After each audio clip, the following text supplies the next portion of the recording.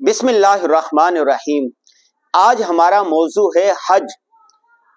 حج کا موضوع اس لیے ہے کہ آج سرکاری حج اسکیم کا اشتہار آ چکا ہے۔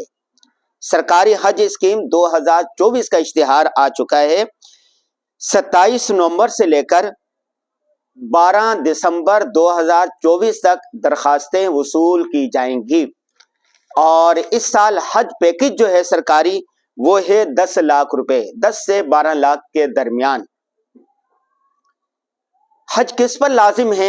دیکھیں، جب آپ نے کلمہ طیبہ پڑھ لیا، لا الہ الا اللہ محمد الرسول اللہ، اللہ کے سوا کوئی معبود نہیں، محمد صلی اللہ علیہ وسلم اللہ کے سچے رسول ہیں، نبی ہیں، ہم نے کلمہ پڑھ لیا۔ اس کے بعد بہت ساری چیزوں پر ایمان لانا ضروری ہوتا ہے۔ ایک ہوتا ہے ایمان مفصل، ایک ہوتا ہے ایمان مجمل۔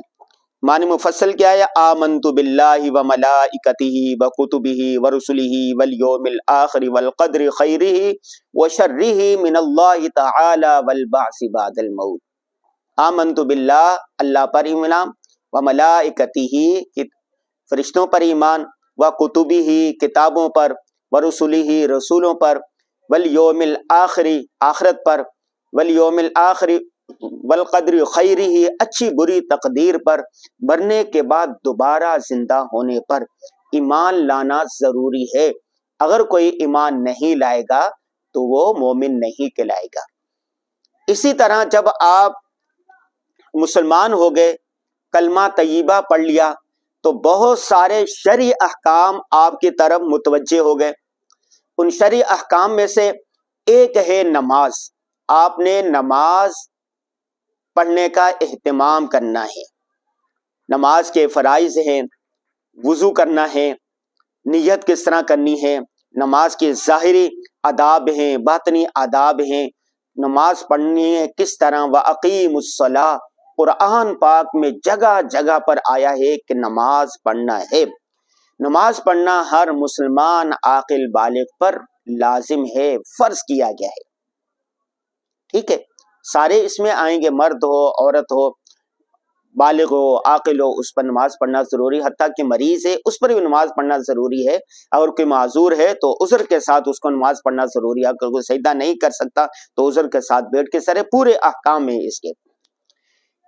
نماز، اس کے بعد ہے روزہ۔ نماز روزانہ 5 وقت پڑھی جاتی ہے، فجر، ظہر، عصر، مغرب، عشاء، اور اس کے بعد جمعے کی نماز ہے وغیرہ وغیرہ، سب جانتے ہیں۔ یہ روزانہ 5 وقت۔ نماز کے بعد ہے روزہ۔ روزہ کب رکھا جاتا ہے؟ سال میں ایک مرتبہ، رمضان المبارک کا، شہر رمضان الذی انزل فیہ القرآن، قرآن رمضان میں نازل کیا گیا ہے۔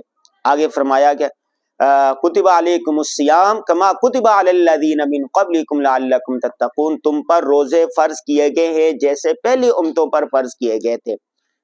روزے کے لیے بھی شرائط ہے، عاقل ہو، بالغ ہو، مسلمان ہو، ان پر روزہ فرض ہے، اور فرض روزہ رکھنا انتہائی ضروری ہے۔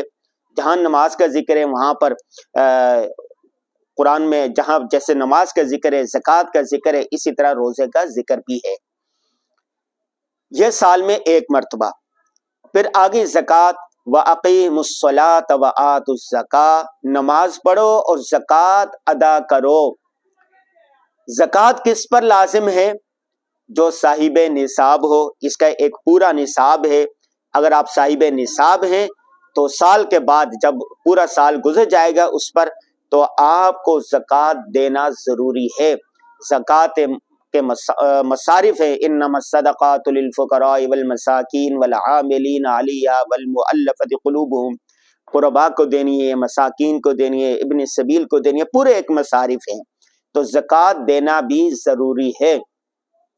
نماز ہو گئی، سب سے پہلے کلمہ طیبہ، ایمان مفصل، ایمان مجمل، آمنت باللہ وملائکتہ وکتبہ ورسلہ والیوم الآخر والقدر خیرہ وشرہ من اللہ تعالی والبعث بعد الموت، ان سب چیزوں پر ایمان لانا، رکھنا ضروری ہے، ماننا ضروری ہے، اچھی بری تقدیر کو ماننا بھی ضروری۔ اس کے بعد نماز 5 وقتہ آپ نے نماز پڑھ لی۔ اس کے بعد روزے سال میں ایک مرتبہ آئیں گے، آپ نے رکھ لیے۔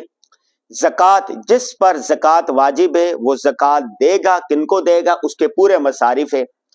اس کے بعد آگے حج، حج کس نے ادا کرنا ہے؟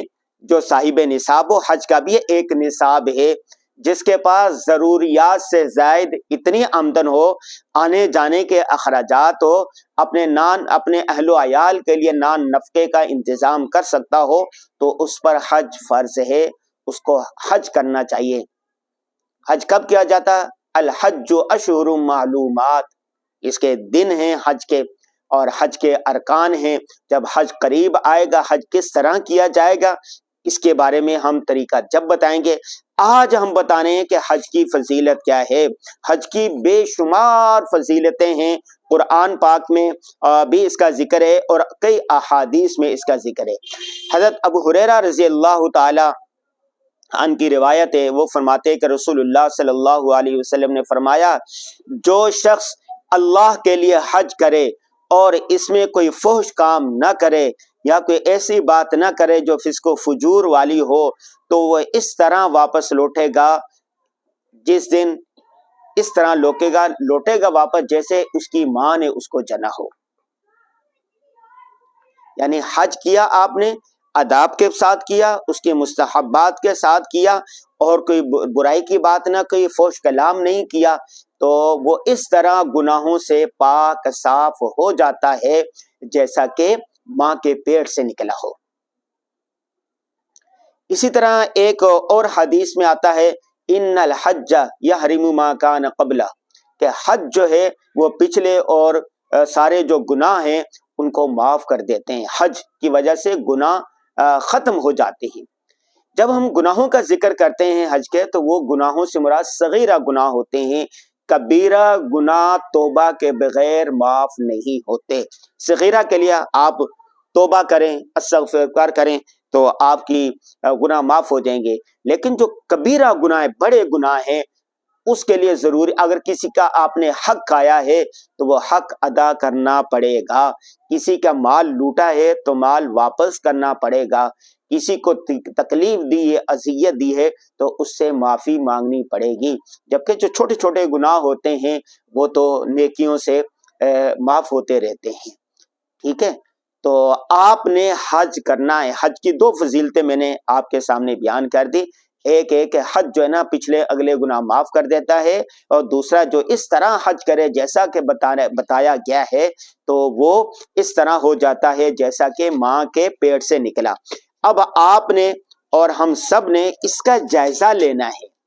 جائزہ یہ لینا ہے کہ آیا مجھ پر حج واجب ہے یا نہیں۔ اگر آپ پر حج واجب ہے تو حج کرنے کے پھر دو طریقے بتائے جاتے ہیں یہاں پر جانے کے۔ ایک یہ ہے کہ آپ سرکاری اسکیم کے تحت جائیں، دوسرا یہ ہے کہ آپ پرائیویٹ اسکیم کے تحت جائیں۔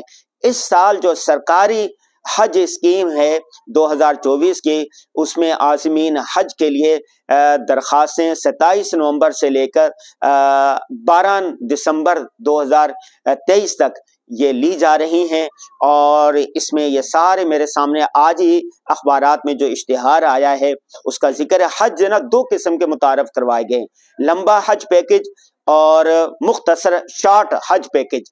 جو لمبا حج پیکج ہے یہ ہوگا 40 دنوں کا، 38 سے 40 دنوں پر مشتمل ہے، اور اس کے جو اخراجات آئیں گے وہ 10 سے 12 لاکھ روپے ہیں۔ اور اسی طرح جو شارٹ حج پیکج ہے اس کے لیے یہ جو ہوگا یہ 20 سے 25 دن کے لیے متعارف کروایا گیا ہے، اور اس کے اخراجات آئیں گے 12 سے 14 لاکھ روپے۔ ٹھیک ہے، اور آپ درخواستیں جمع کروائیں گے، نیشنل بینک ہے، ایم سی بی بینک ہے، حبیب بینک ہے، الائٹ بینک ہے، فیصل بینک ہے، عسکری بینک ہے، یہ بہت سارے بینک دیے گئے ہیں۔ اس میں آپ یہ اپنے کاغذات جمع کروائیں گے، پھر قرعہ اندازی کی جائے گی۔ اگر اتنی درخواستیں آئی جتنی ان کو مطلوب ہے پھر تو قرعہ اندازی کی ضرورت نہیں ہوتی، لیکن اگر درخواستیں زیادہ آگے، مثلا اگر 10 لاکھ لوگوں نے حج کے لیے جانا ہے، درخواستیں آگی 12 لاکھ، تو پھر قرعہ اندازی کی جائے گی۔ گزشتہ سال قرعہ اندازی نہیں کی گئی تھی اس لیے کہ جانے والے کم تھے، حج بہت مہنگا تھا۔ اس سال حج جو ہے قدرے سستا ہے، تو آپ نے اپنا جائزہ لینا ہے، مالداروں نے جائزہ لینا ہے، جو صاحب نصاب ہے انہوں نے جائزہ لینا ہے کہ مجھ پر حج لازم ہے یا نہیں۔ اگر آپ پر حج فرض ہو چکا ہے تو آپ نے حج کرنا ہے، اسی طرح حج کرنا ہے جیسے نماز پڑھتے ہیں، جیسے روزہ رکھتے ہیں، جیسے آپ زکوٰۃ دیتے ہیں، اسی طرح حج کرنا بھی ضروری ہے۔ اللہ تعالیٰ جو لوگ حج جن پر لازم ہیں اللہ تعالیٰ ان کو حج کرنے کی توفیق عطا فرمائے، آمین یا رب العالمین۔